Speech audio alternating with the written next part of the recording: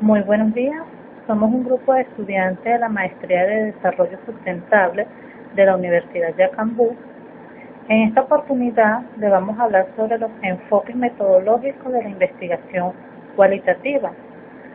Nuestra investigación está integrada por Beatriz Rodríguez, Isabel Nieves, Pablo Paredes, Ender Abreu, Ismelda Parra, Rodrigo Lander, José Rodríguez y mi persona, Marisol de Gubella.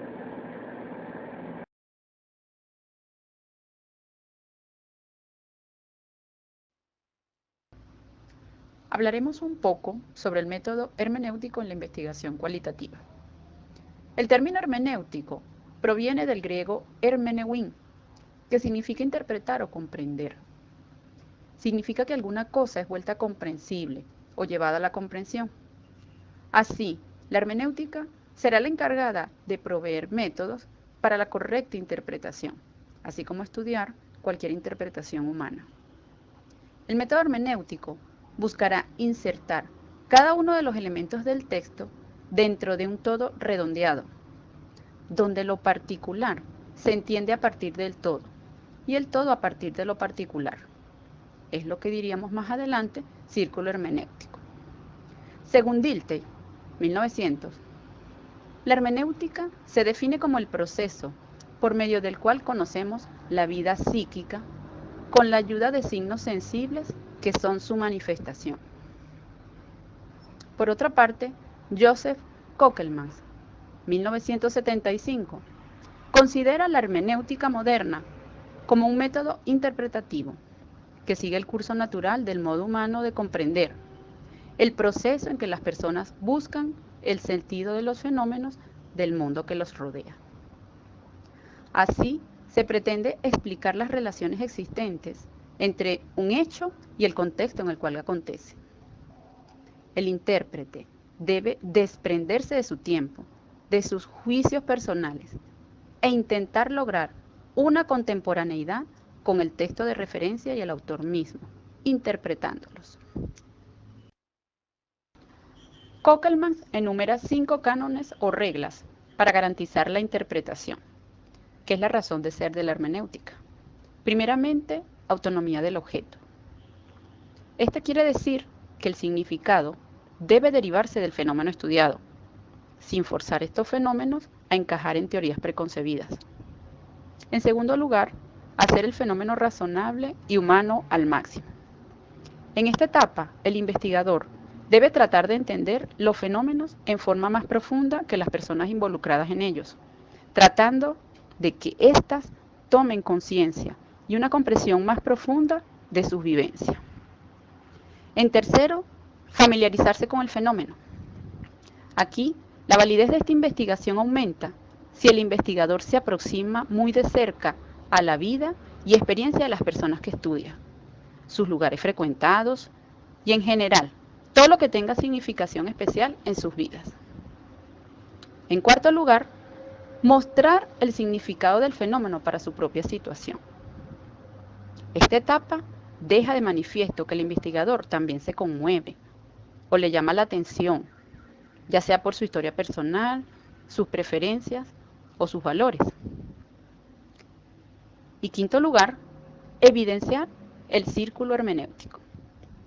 Aquí se establece desde una óptica dialéctica que el todo es más que la suma de sus partes, ya que es desde su contexto que resultan comprensibles, pero también el contexto se explica en función de sus partes y de las relaciones entre ellas. Así la palabra dentro de la frase dentro del capítulo, el capítulo dentro de todo el texto y el texto inscrito dentro de su tiempo y viceversa. Nombraremos algunas técnicas para el abordaje del método hermenéutico. Primero, el círculo hermenéutico. Aquí el discurso se teje a partir de la comprensión analítica, asumiendo una constante comprensión, interpretación y explicación de las realidades en su contexto. Segundo, cánones lingüísticos y psicológicos. Estos implican todos los aspectos que se deben tomar en cuenta para comprender los escritos y las expresiones que intentan decirnos algo que tal vez no está muy evidente. Tercero, entrevistas semiestructuradas. Aquí se determina de antemano cuál es la información relevante que se quiere conseguir. Se hacen preguntas abiertas, dando oportunidad a recibir más matices de la respuesta. Permite ir entrelazando los temas, pero requiere de una gran atención por parte del investigador para poder encauzar dicha información, siempre en una actitud de escucha. Cuarto, observación participativa. Marshall y Rosman, 1989, la definen como la descripción sistemática de eventos, comportamientos y artefactos en el escenario social elegido para ser estudiado. Estas observaciones facultan al observador a describir situaciones existentes usando los 5 sentidos, proporcionando como una especie de fotografía escrita de la situación en estudio. Estudiaremos algunos ejemplos del abordaje con la hermenéutica. Por ejemplo, un portugués en el Brasil o un español en cualquier país hispanoamericano comprende claramente lo que se le dice, con excepción de los localismos. Aquí la lengua funciona como un instrumento de comunicación, pero le queda la sensación de no haber captado algo que acompaña a lo dicho. Aquí hablaríamos de un canon lingüístico. Otro ejemplo, un estudiante se queja de que tiene que leer como 400 páginas para un examen. Se trata en realidad de 15 o 20, pero él no miente ni intenta engañar a nadie. Da expresión a su estado de ánimo y nos hace sentir su gran problema. Si dijera 15 o 20, no obtendría esos resultados. Predomina la expresión sobre la objetividad. Hablaríamos aquí de un canon psicológico. Otros ejemplos, si se piensa desde esta perspectiva en un texto bíblico, en una obra de arte, en una decisión política o en un acto imperativo de creación de directivos para normar conductas mediante actos legislativos o delinear alguna estrategia de aplicación práctica para la resolución de problemas mediante reglas o técnicas específicas, todo requiere de un círculo hermenéutico y por supuesto de la interpretación. Para todo esto, el círculo hermenéutico conlleva a que el contexto debe explicarse en función de sus partes y sus relaciones entre ellas, donde la comprensión, la interpretación y la explicación se mantengan en constante interacción.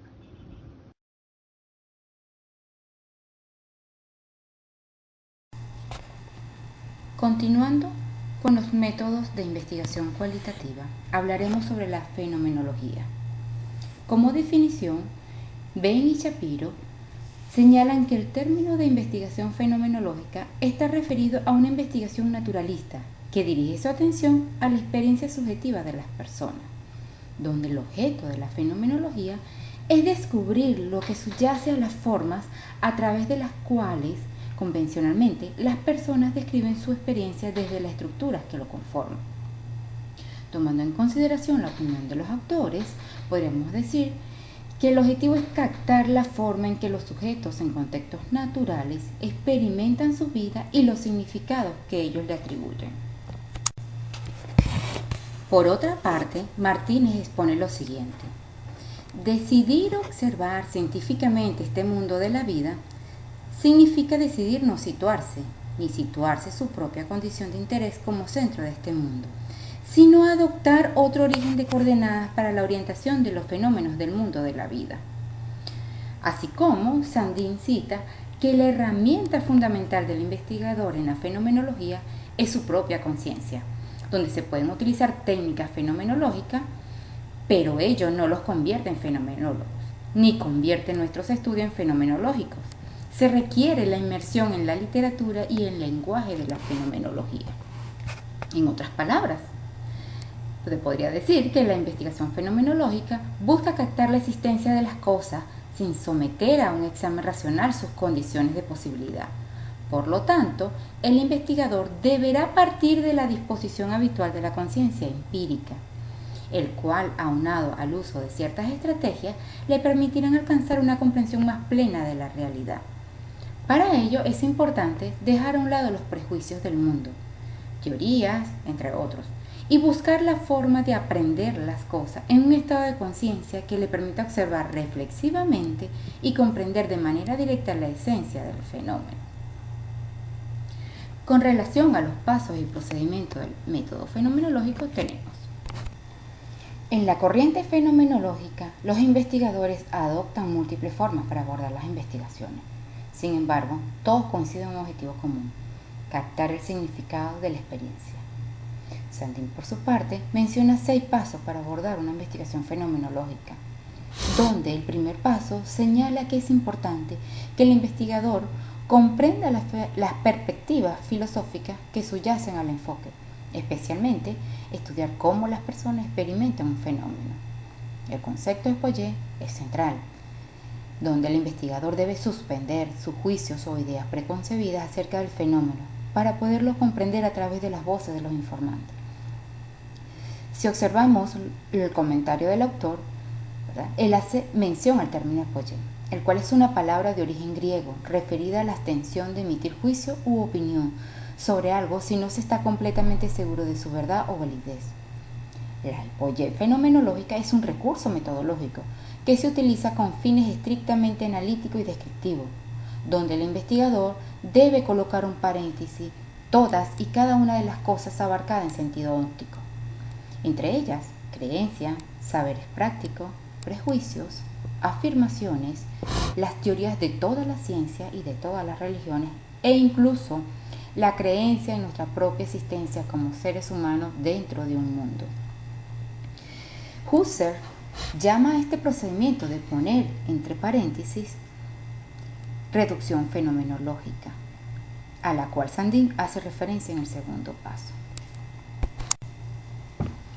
El segundo paso propone que el investigador sugiere cuestiones de investigación que exploran el significado de la experiencia para las personas y les solicita que lo describan desde sus experiencias de vida cotidiana.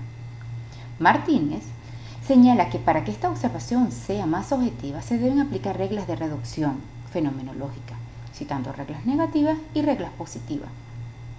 Como reglas negativas, señala que es necesario reducir todo lo subjetivo, como deseos, prácticas, sentimientos, poner un paréntesis en posiciones teóricas, estado actual de la ciencia y otros marcos teóricos, para no ver más de lo que hay en el objeto y no proyectar nuestro mundo interior. Como regla positiva, está referido a ver todo lo dado, observar la variedad y complejidad de las partes y repetir las observaciones cuantas veces sea necesario. Es importante mencionar que la observación fenomenológica está dada por observar y registrar la realidad con una profundidad de concentración e ingenuidad disciplinada, para el cual debemos poner todos los sentidos en el asunto, con el objetivo de que el estudio refleje la realidad natural vivida por cada sujeto, refleje su mundo, su situación, su esencia, que es lo que se desea conocer. Con relación al paso 3, Sandin indica que el investigador debe recoger los datos de las personas que han experimentado el fenómeno que se está investigando. Generalmente, esta información se obtiene a partir de largas entrevistas realizadas a un grupo entre 5 y 25 personas. Martínez indica que este podría estar distribuido con pocas o muchas unidades temáticas, el cual dependerá de su naturaleza y de su constitución general. En esta misma línea, otros autores mencionan que se pueden utilizar relatos escritos y grabaciones de audio y video. La descripción fenomenológica realizada será la materia base sobre la cual se centrará el estudio, razón por la cual se debe recoger la información del fenómeno en su contexto natural, lo más completa, sin obviar detalles, partes o matices de lo observado, ya que estos podrían ser la clave para descifrar y comprender toda una estructura. Con relación al paso 4, el mismo está referido al análisis de los datos fenomenológicos, el cual incluye la identificación de dimensiones. Estas unidades son transformadas en significado que a su vez describen en forma general la experiencia. El objetivo de este paso es efectuar una visión de conjunto para lograr una idea general del contenido que hay en el protocolo, donde se hace necesario percatarse de cuándo se da una transición del significado, una variación temática o de sentido, obteniendo así una delimitación de áreas significativas, que vienen a ser las unidades significantes o constituyentes de una posible estructura. Sandin, en el quinto paso, cita lo siguiente: la metodología fenomenológica en esencia es dialéctica. Se aconseja recurrir de vez en cuando al mismo sujeto informante con el fin de que aclare el significado que tienen para él algunos componentes del protocolo. Esta realimentación que se da puede prevenir falsas interpretaciones, lo cual aumenta el nivel de objetividad de la investigación. Y como último paso, el informe fenomenológico, donde se finaliza con una comprensión en profundidad de la esencial estructura invariante o esencia de la experiencia, reconociendo que existe un significado unificador de la misma. El investigador reflexionará acerca de los temas centrales, a que ha reducido las unidades temáticas, y expresará su contenido en un lenguaje técnico o científico. En este punto, la presencia, la acción y la influencia del investigador se hacen más evidentes, pues es necesaria para interpretar la relevancia científica de cada tema central. Es importante mencionar que al integrar todos los temas centrales, el mismo constituye el corazón de la investigación. En cuanto a las estrategias, estas van a depender del fenómeno en estudio. El método fenomenológico lo podemos utilizar en investigaciones referentes a realidades vivenciales que son poco comunicables. Ejemplos de ellos: en un condenado a muerte, en un acusado, en un drogadicto, en un hombre que padece una enfermedad, entre otros.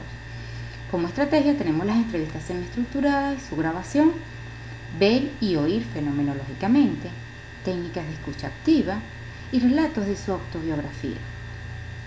Asimismo, lo podemos utilizar en investigaciones sobre la naturaleza de experiencias violentas de los jóvenes en diferentes contextos y cómo estos contextos juegan un papel en su vida y el significado que ellos les adjudican a la misma. Para ello se pueden utilizar como estrategia las entrevistas semiestructuradas y su grabación, estrategias de grupo focal, utilizadas con fines de triangulación de información y grabación de la misma.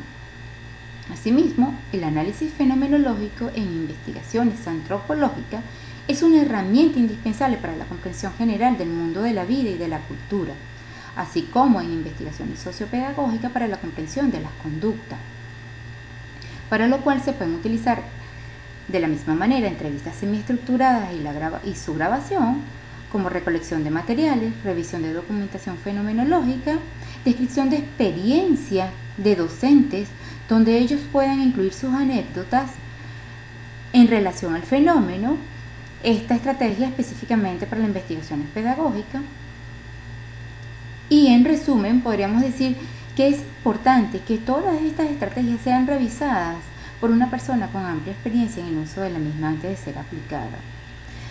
Lo ideal es que las descripciones obtenidas en las estrategias estén libres de interpretaciones causales, explicaciones teóricas, detalles circunstanciales, poco relevantes y valoraciones subjetivas.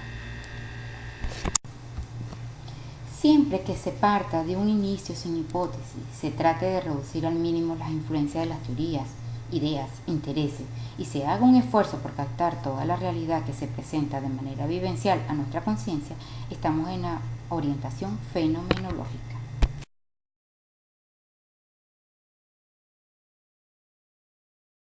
La etnografía es un método de investigación cualitativa que proviene de la antropología, que trata sobre la descripción científica de culturas individuales. Descubre y describe las acciones de los participantes dentro de su interacción social contextualizada, en el sentido y significado que dan los mismos participantes a sus acciones. A su vez, el método etnográfico es aquella metodología seria, rigurosa y no superficial, que incluye la comprensión e interpretación de fenómenos hasta llegar a teorizaciones sobre los mismos. Es una forma muy particular de construir al objeto de la investigación relacionado con una concepción general de la cultura como totalidad. Es necesario resaltar los pasos para realizar un proceso de investigación etnográfica. El proceso se divide en 3 pasos, los cuales son la monografía, la exploratoria etnográfica, la etapa de las historias de vida. Con respecto a la monografía, es para un perfil general del espacio territorial. En esta se trabaja con fuentes indirectas, como archivos, biblioteca y banco de información. Con respecto a la exploratoria etnográfica, constituye la primera etapa del trabajo de campo, a través del contacto con el territorio y sus habitantes, donde se elaboran mapas y se describe la composición de la familia y sus rutinas. Y la etapa de las historias de vida, ella se encarga de analizar la historia de la vida, armando un patrón de composición de la vida y de la historia individual y colectiva, definiendo aspectos generacionales y regionales, llegando al centro de la vida individual. A su vez, las estrategias para abordar una investigación etnográfica está comprendida en 4 etapas. Primera, aplicar una monografía al sitio donde se va a realizar la investigación, la cual debe incluir el perfil de la población, descripción de la economía local y regional, producción, circulación, consumo, composición espacial urbana, entre otros. 2. Se debe aplicar una exploratoria etnográfica a la composición social, bien sea pública o privada, y a la ruta de vida. Para lograr esta estrategia se debe elaborar mapas reales del sitio donde se va a aplicar la investigación, señalando el recorrido del etnógrafo. También se debe realizar un formato de trabajo en equipo con determinado número de integrantes y nombrar un coordinador general a quien todos deben reportar sus resultados. Además, se debe dividir el lugar en zonas o en áreas de trabajo por cada equipo para recolectar la información referente a la extensión de la zona recorrida, condiciones, materiales generales, infraestructura, equipamiento, distancias del centro a la periferia, uso del suelo, vivienda, recreación, escuela, industria y la ubicación en una escala general de la estratificación. La tercera estrategia de la investigación etnográfica se basa en aplicar una entrevista para obtener el primer patrón de situaciones claves en la vida del informante. También construir una tipología de actores y familias para trabajar en la segunda fase del trabajo en campo.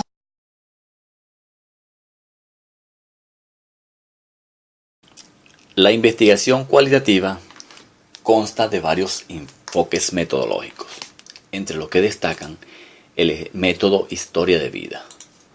Podemos decir entonces que se empezó a utilizar la historia de vida en las ciencias sociales a principios del siglo XX.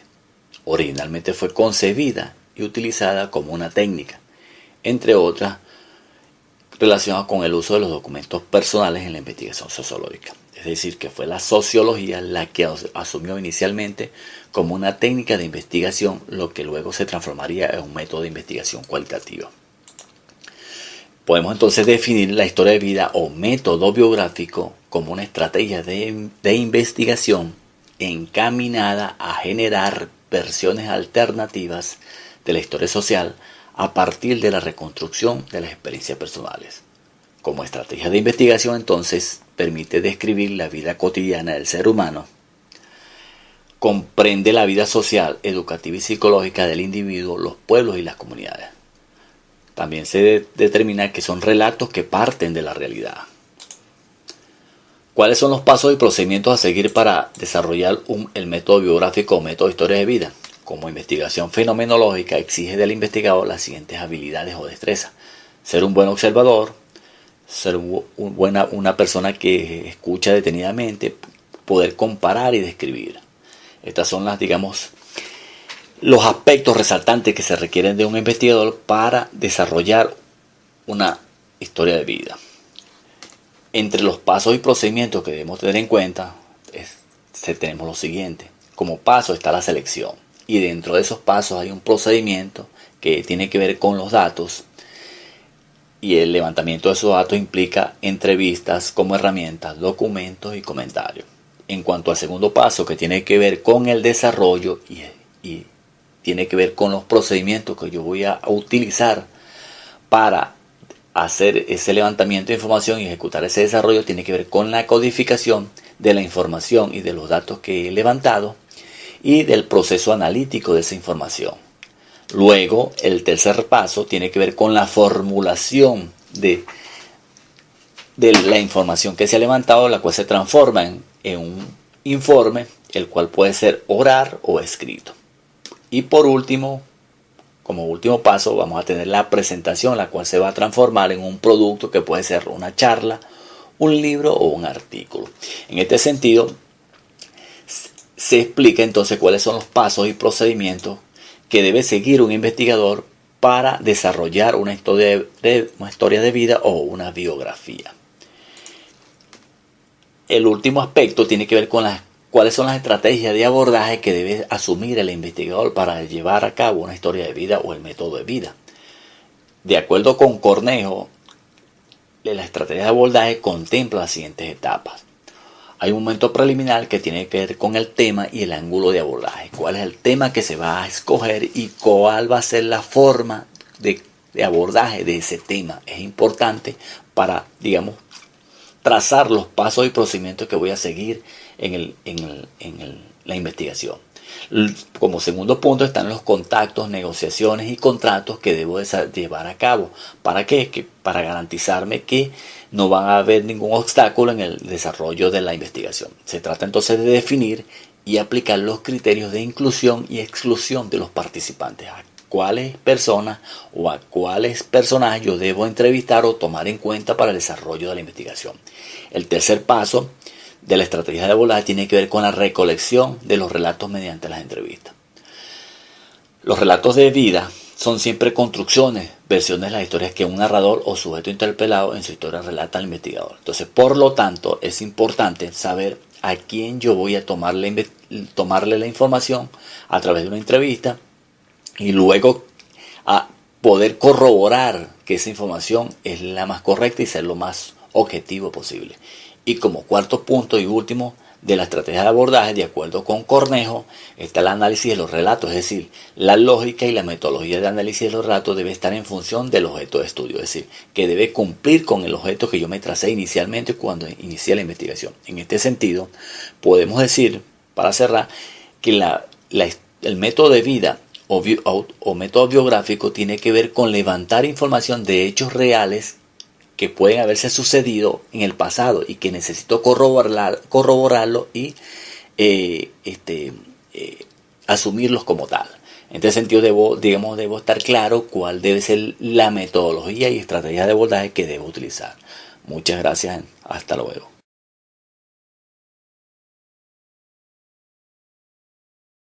Al realizar una investigación científica en las ciencias naturales, el investigador aborda un aspecto de la realidad, es decir, el sujeto de la investigación aborda el objeto de la investigación, con la finalidad de describir, interpretar, establecer relación o explicar el fenómeno estudiado.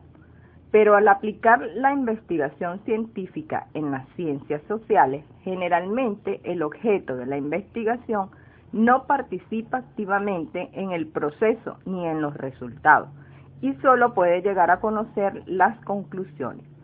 Esta disyuntiva fue análisis de diferentes investigadores, originando otra forma de investigar, donde se interpreta lo que ocurre desde el punto de vista de quienes actúan e interactúan en la situación problema, dándole el nombre de investigación-acción. En la historia de la investigación-acción, Contreras en 1994 señala 3 hitos significativos. Primeramente, destaca el trabajo de Kurt Lewin, quien en 1946 dio entidad al término investigación-acción al intentar establecer una forma de investigación que no se limitara, según su propia expresión, a producir libros, sino que integrara la experimentación científica con la acción social, y la definió como un proceso cíclico de exploración, actuación y valoración de resultados. En segundo lugar, ubica en los años 70 a Lawrence Steinhaus y John Elliott, quienes le dan a la investigación-acción otro significado. Presentan la convicción de que las ideas educativas solo pueden expresar su auténtico valor cuando se intentan traducir a la práctica, significando esto llevar a la práctica lo que se enseña. Como tercer punto de inflexión en la historia de la investigación-acción, resalta en los años 80 a Stephen Cummings. Él reconceptualizó la investigación-acción, considerándola que ésta no puede entenderse como un proceso de transformación de las prácticas individuales del profesorado, sino como un proceso de cambio social que se emprende colectivamente. Partiendo de la premisa que el proceso de investigación-acción es continuo, en espiral, donde se van dando los movimientos de problematización, diagnóstico, diseño de una propuesta de cambio, aplicación de la propuesta y evaluación, para luego reiniciar un nuevo circuito partiendo nuevamente de un problema. Considerando el hecho de que vivir una situación problemática no implica conocerla, un problema requiere de profundizar y reflexionar sobre por qué es un problema. Debemos conocer cuáles son sus términos, características, el contexto en el cual se produce y las diferentes perspectivas que existen sobre él. Una vez conociendo estos aspectos, existe gran probabilidad de lograr formular claramente el problema y declarar nuestras intenciones de cambio y mejora. Luego de identificado y formulado el problema, se hace necesario realizar la búsqueda y recopilación de la información con la finalidad de realizar un diagnóstico claro de la situación. La importancia del diagnóstico radica en ser el que nos indica el camino hacia el planteamiento de las líneas de acción acordes a nuestro problema. Analizado e interpretada la información recopilada, estamos en condiciones de visualizar el sentido de las mejoras a realizar. La alternativa, que en este caso se vuelva prospectiva, es la que permite diseñar una propuesta de cambio y mejoramiento. También debemos definir en este momento un diseño de evaluación para esa propuesta, anticipar los indicadores y metas que nos darán la magnitud del logro de ella. Luego de diseñada la propuesta de acción, la ejecución la realizan las personas interesadas. Es importante comprender que esta propuesta es en un sentido hipotética, que requiere de una nueva forma de actuar, un esfuerzo y mejoramiento en nuestra forma de realizar las cosas, y puede y debe ser sometida permanentemente a condiciones de análisis, evaluación y reflexión. Por último, se realiza la evaluación. En esta etapa se evidencia el alcance y las consecuencias de las acciones emprendidas y de su valor como mejora de la práctica.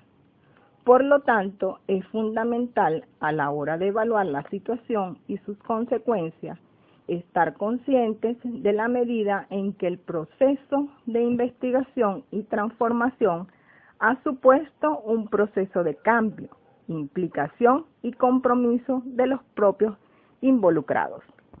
Al momento de seleccionar un área o foco de atención, se debe utilizar como estrategia la entrevista, el análisis del discurso o el análisis de la propia entrevista y la representación gráfica.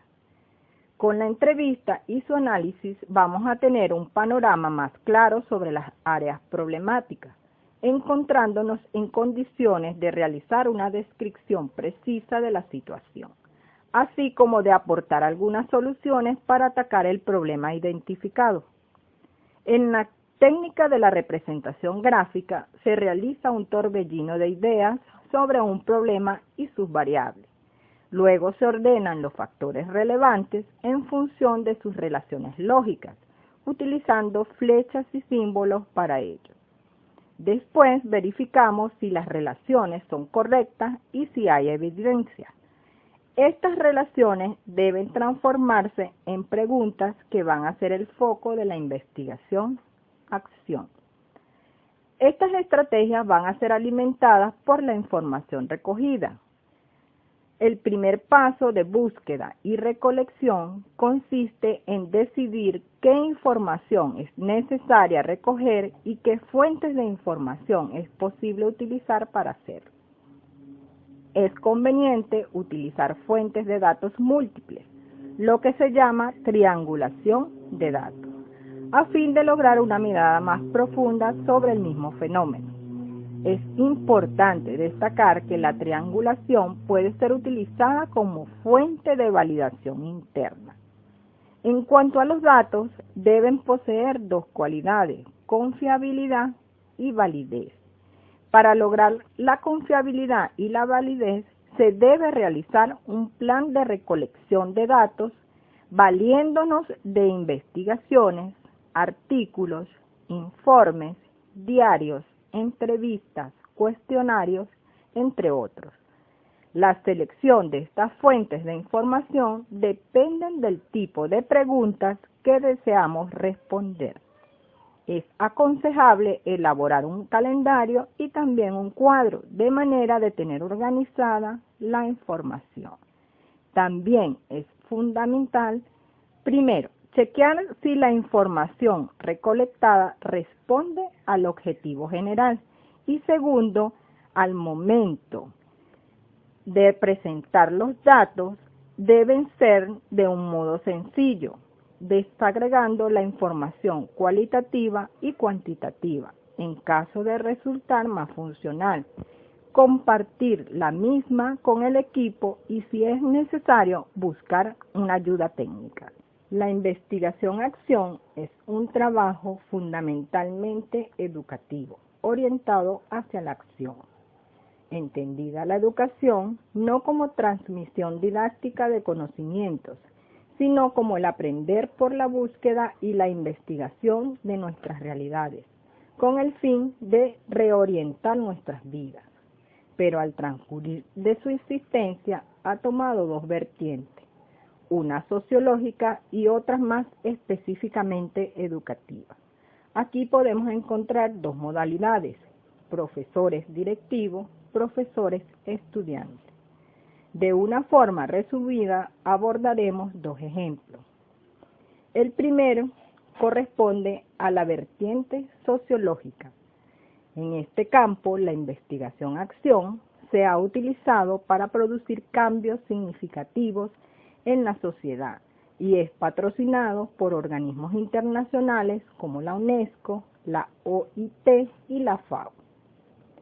En Venezuela podemos mencionar como un ejemplo un trabajo realizado entre el municipio y los consejos comunales. En este, las estrategias se pueden iniciar con el simple acercamiento de las instituciones a la base del tejido social, a través de monitoreos realizados por trabajadores sociales, quienes recogen la propuesta in situ, con la dinámica del debate o la entrevista, para luego trasladar estas propuestas e iniciativas a los órganos municipales y luego dar respuesta a los ciudadanos implicados.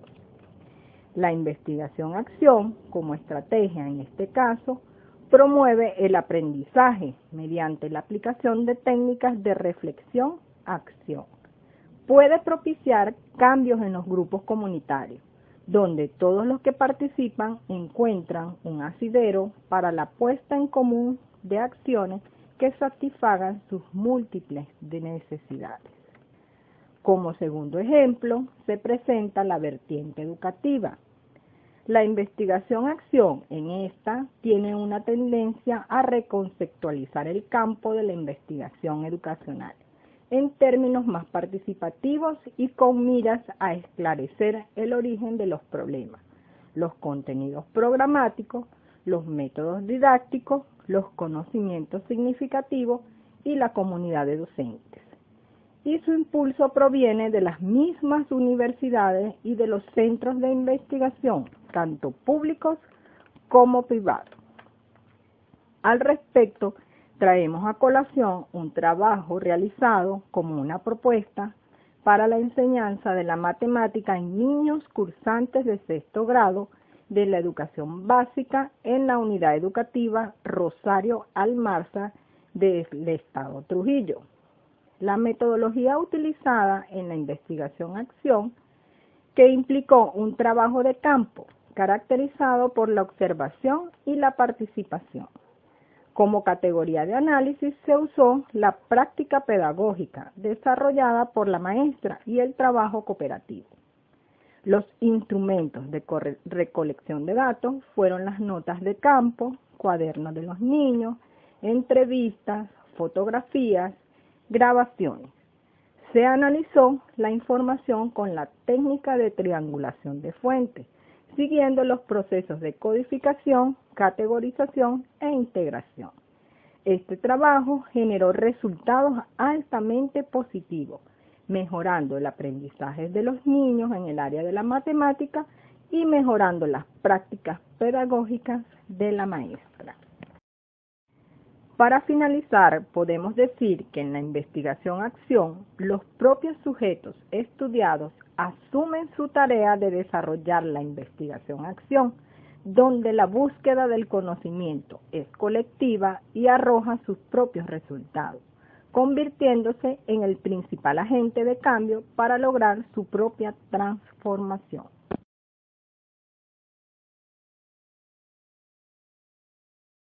Vamos a hacer una breve explicación de la significación de un estudio de casos dentro de la investigación cualitativa. La podemos definir, el estudio de casos, como un método de investigación cualitativa que se ha utilizado ampliamente para comprender en profundidad una realidad dentro del área social. Para Jin, 1989, el estudio de caso consiste en una descripción y análisis detallado de unidades o entidades sociales. Para Stey, 1998, el estudio de la particularidad y de la complejidad de un caso singular para llegar a comprender su actividad en circunstancias concretas. Por supuesto, un estudio de caso se puede considerar como una situación o entidad única que merece un interés dentro del proceso de investigación. Así, por ejemplo, en la educación, un aula de clase, un estudiante o un programa de enseñanza puede considerarse un caso. Siguiendo el mismo orden de ideas, según Montero y León 2002, el proceso de investigación de un estudio de casos puede ser desarrollado en 5 fases. Fase número 1, la selección y definición del caso. Esta se trata de seleccionar el caso apropiado y además definirlo. Se deben identificar los ámbitos en los que es relevante el estudio, los sujetos que pueden ser fuente de información, el problema y los objetivos de investigación. Fase número 2. Elaboración de una lista de preguntas. Después de identificar el problema, es fundamental realizar un conjunto de preguntas para guiar al investigador. Tras los primeros contactos con el caso, es conveniente realizar una pregunta global y desglosarla en preguntas más variadas para orientar la recogida de datos. Fase número 3. Localización de las fuentes de datos. Los datos se obtienen mirando, preguntando o examinando. En este apartado se seleccionan las estrategias para la obtención de los datos, es decir, los sujetos a examinar, las entrevistas, el estudio de documentos personales y la observación, entre otras. Todo ello desde la perspectiva del investigador y la del caso. Fase número 4. Análisis e interpretación. Se debe seguir la lógica de los análisis cualitativos, tras establecer una correlación entre los contenidos y los personajes, tareas, situaciones, etc. Desde nuestro análisis, cabe la posibilidad de plantearse su generalización o su exportación a otros casos. Fase número 5. Elaboración del informe. Se debe contar de manera cronológica, con descripciones minuciosas de los eventos y situaciones más relevantes. Además, se debe explicar cómo se ha conseguido toda la información, es decir, la recogida de datos, la elaboración de las preguntas, etc. Todo ello para trasladar al lector a la situación que se cuenta y provocar su reflexión sobre el caso. A continuación, se expondrán algunas estrategias para el abordaje de un estudio de casos, entre los cuales se encuentra entrevistas informales. El estudio de caso es muy adecuado para la utilización de entrevistas informales. Para este método, la persona con quien conversa el entrevistador por lo general no se da cuenta que se está llevando a cabo una entrevista. La mayoría de las preguntas provienen del contexto inmediato de la conversación. Por lo tanto, las preguntas utilizadas podrían ser diferentes para cada participante utilizado. Combinación de métodos.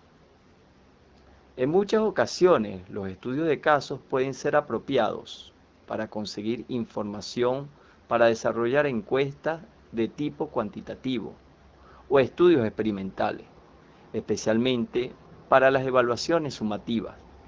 Es muy común la mezcla de métodos cualitativos y cuantitativos en el mismo estudio. Esta combinación se conoce como triangulación. La guía del entrevistador.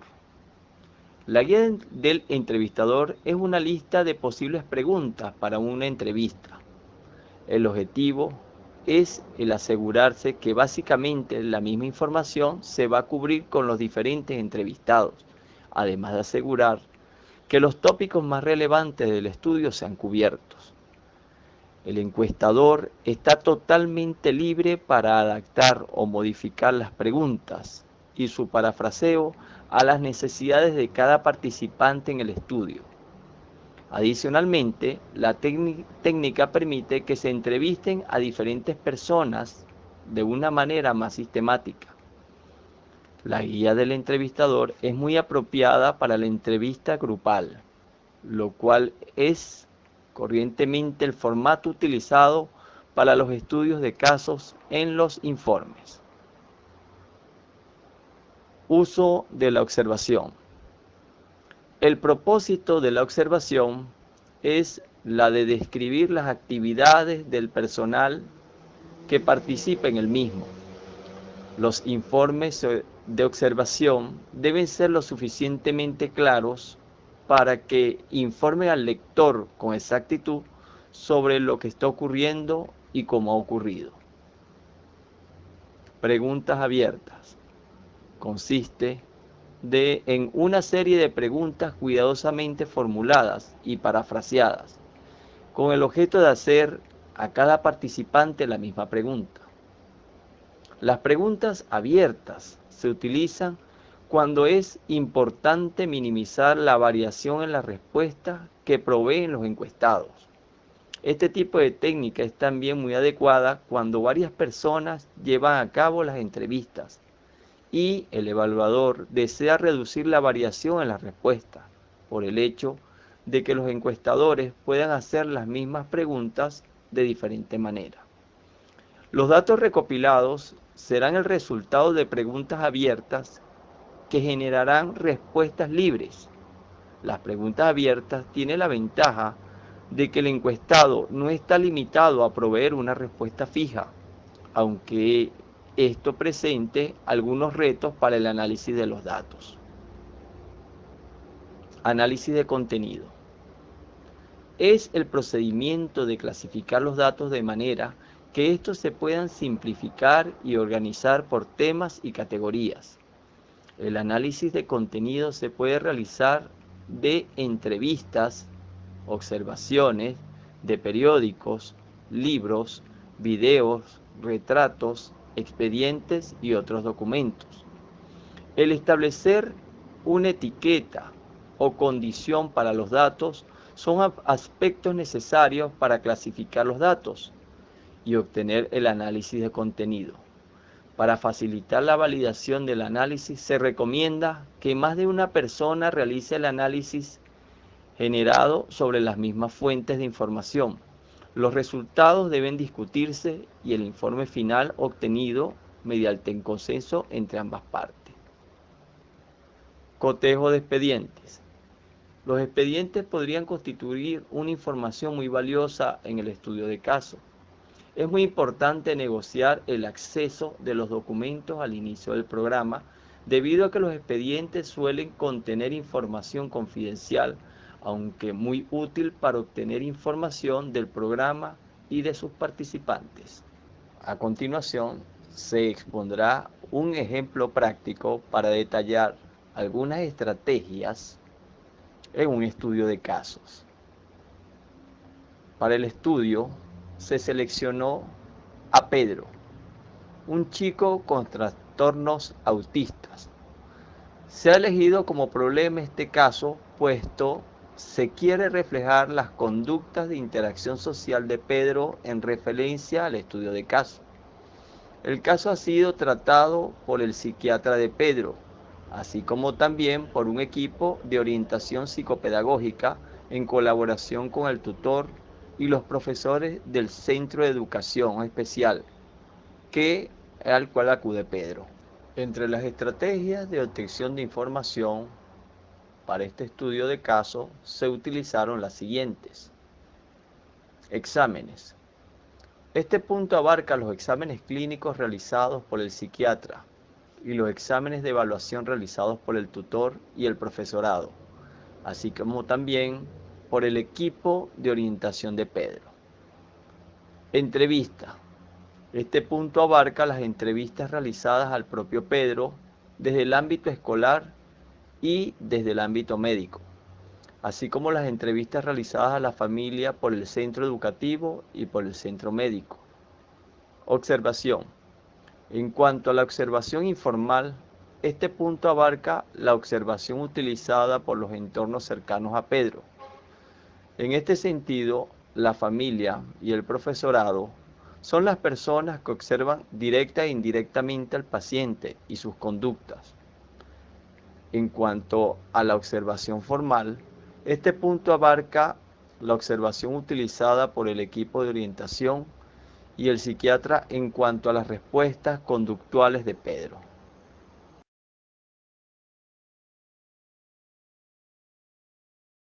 Teoría fundamentada. A continuación analizaremos varias definiciones. Según Strauss y Corbin, en el 2002, definen la teoría fundamentada como una metodología que relaciona datos de manera sistemática y analizados por medio de un proceso de investigación. Esto deriva en una teoría donde los datos están muy relacionados entre sí. Por lo tanto, la teoría surge producto de la interacción de datos analizados de manera sistemática y que serán aún reflejo más preciso de la realidad que se está estudiando.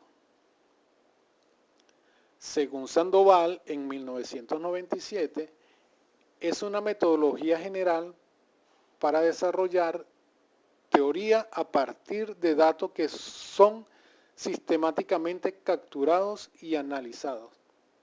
Es una forma de pensar acerca de los datos y poderlos conceptuar. Según Vilchen, es generar o descubrir una teoría, un esquema abstracto analítico de un enfoque social que se relaciona con una situación en particular.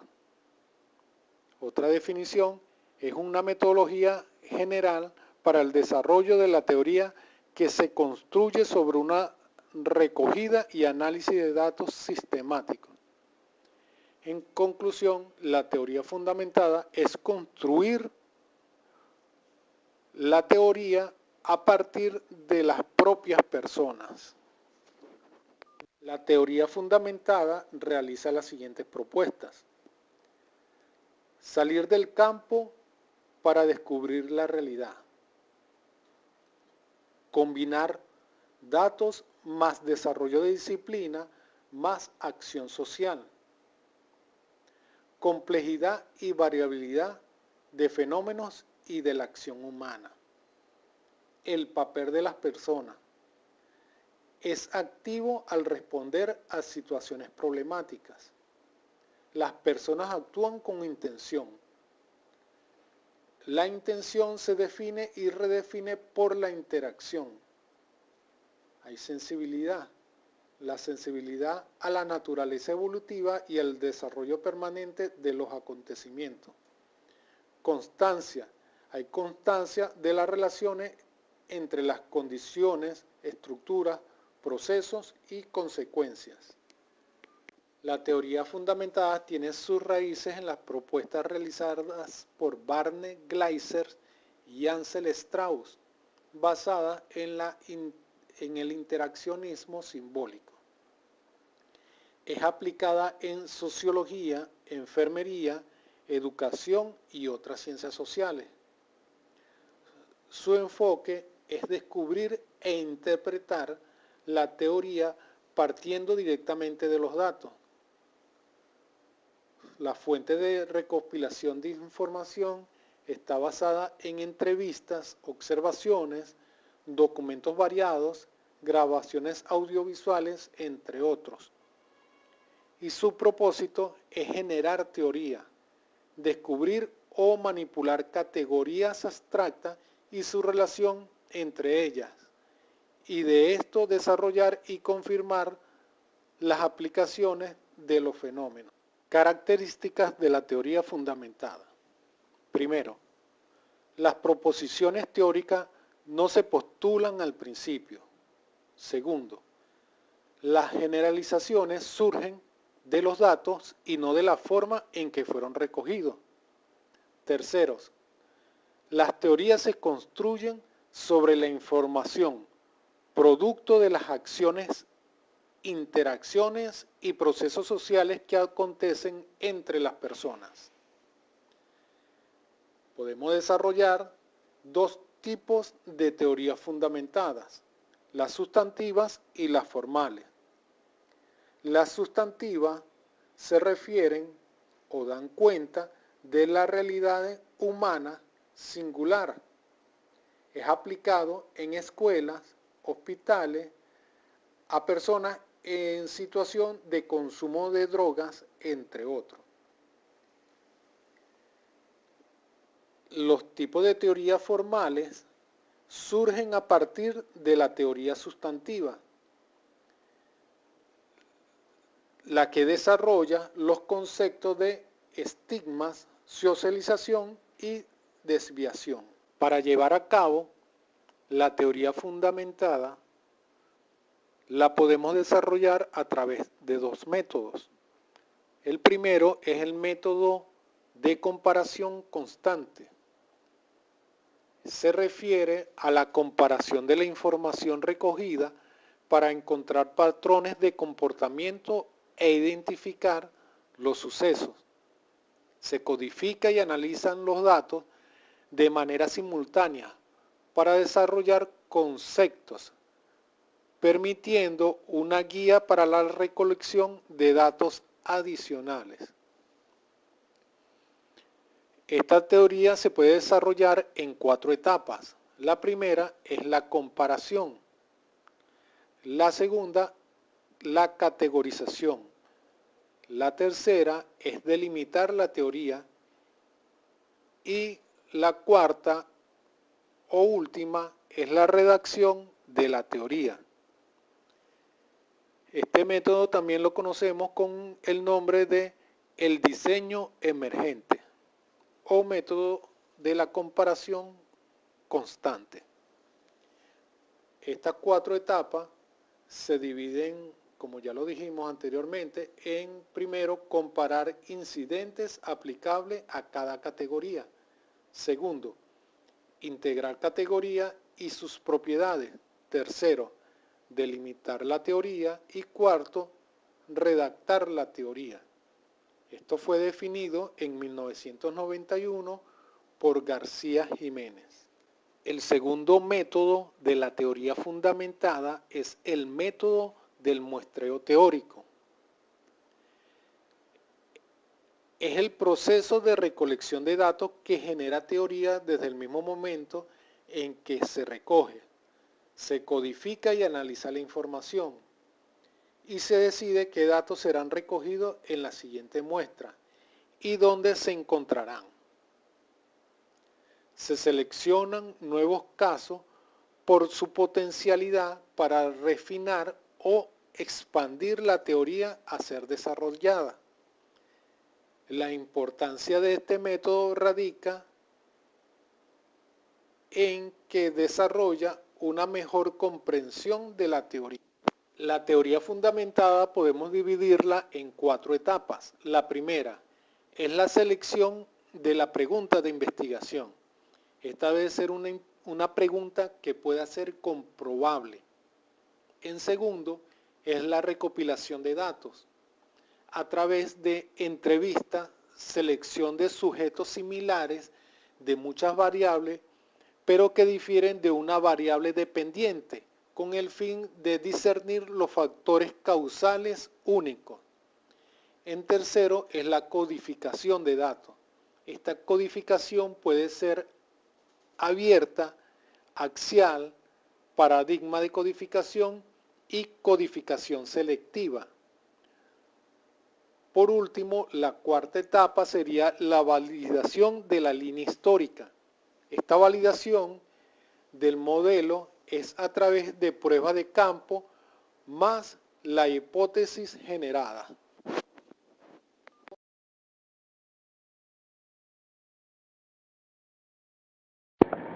El interaccionismo simbólico se encuentra situado dentro del paradigma interpretativo, ya que analiza el sentido de la acción social desde la perspectiva de los participantes. También hace referencia a la comunicación como producción de sentido en un universo simbólico determinado.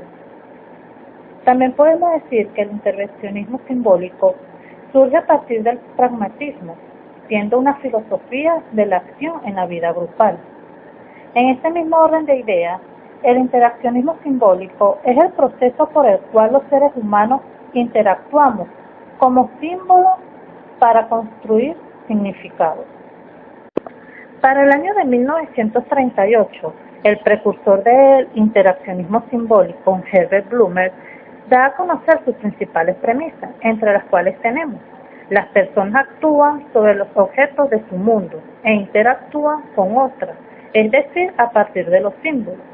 A través de los símbolos se permite trascender el ámbito del estímulo sensorial.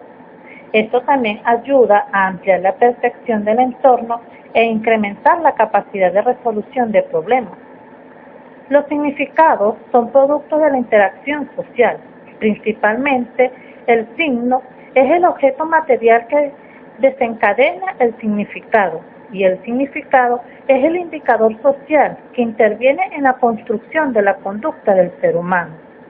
Por último, las personas seleccionan, organizan, reproducen y transforman los significados en los procesos interactivos en función de sus expectativas y propósitos. A través del interaccionismo simbólico, los seres humanos se relacionan con su entorno o medio ambiente. Este avanza en la comprensión de los procesos sociológicos, es un sujeto social, ya que interactúa con los demás. También es clave en la organización social de la conducta y depende de símbolos que comparte con sus semejantes. Como característica del interaccionismo simbólico, tendríamos que, en primer lugar, la arbitrariedad no proporciona definiciones verdaderas por ser arbitrario, al igual que no corresponde en forma natural a lo que se representa. En segundo lugar, tenemos a la ambigüedad. Esta conlleva a un solo significado y puede ser interpretado de más de una forma. Y en tercer lugar tenemos la abstracción. Son abstractos para referirse al mundo de cada persona y su percepción de experiencias propias, como la libertad, el honor y la fe. Dentro del enfoque actual del interaccionismo simbólico, nos encontramos con el yo social. Este es el que interactúa consigo mismo a través de sus intereses, expectativas, ideas, sensaciones y sentimientos. También tenemos el estudio de los ritos de interacción comunicativa. Este viene siendo el que aprendemos y ponemos en juego en nuestro día a día.